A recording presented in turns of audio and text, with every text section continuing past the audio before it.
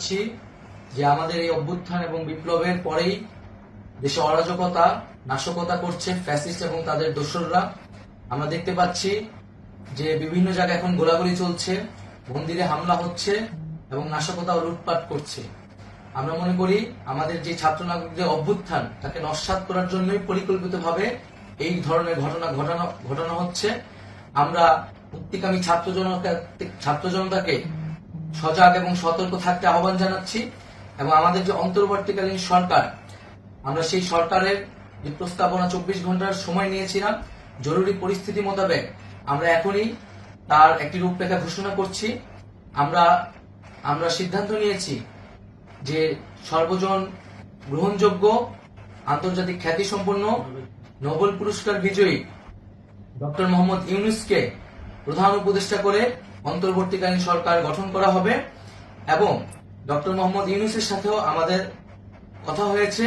তিনি ছাত্র জনতার আহ্বানে বাংলাদেশকে রক্ষা করতে এই গুরু দায়িত্ব নিতে সম্মত হয়েছে। আমরা সকালের মধ্যেই আমরা এই সরকার গঠনের প্রক্রিয়া দেখতে চাই।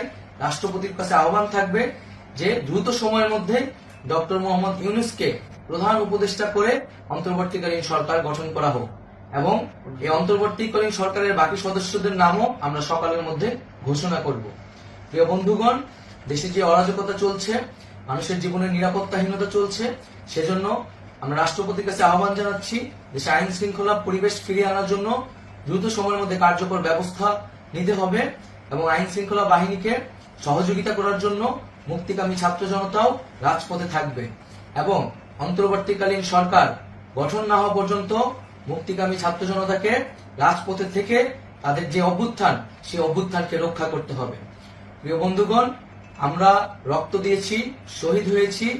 আমাদের যে প্রতিশ্রুতি একটি নতুন বাংলাদেশ গঠন করার জন্য, সেটিকে আমাদের অবশ্যই বাস্তবায়ন করতে হবে এবং অবশ্যই ছাত্র জনতার প্রস্তাবিত সরকার বাদে কোনো ধরনের সরকার কিন্তু মেনে নেওয়া হবে না।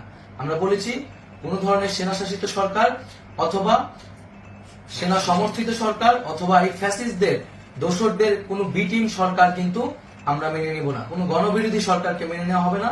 ছাত্র জনতার অভ্যুত্থানকারী যে প্রস্তাবিত সরকার, অন্তর্বর্তীকালীন সরকার, যেটা আমরা সিদ্ধান্ত উপনীত হয়েছি ডক্টর মোহাম্মদ ইউনূসকে প্রধান উপদেষ্টা করে এই সরকার গঠন করা হবে, সেই সরকারকেই বাস্তবায়ন করতে হবে অবিলম্বে।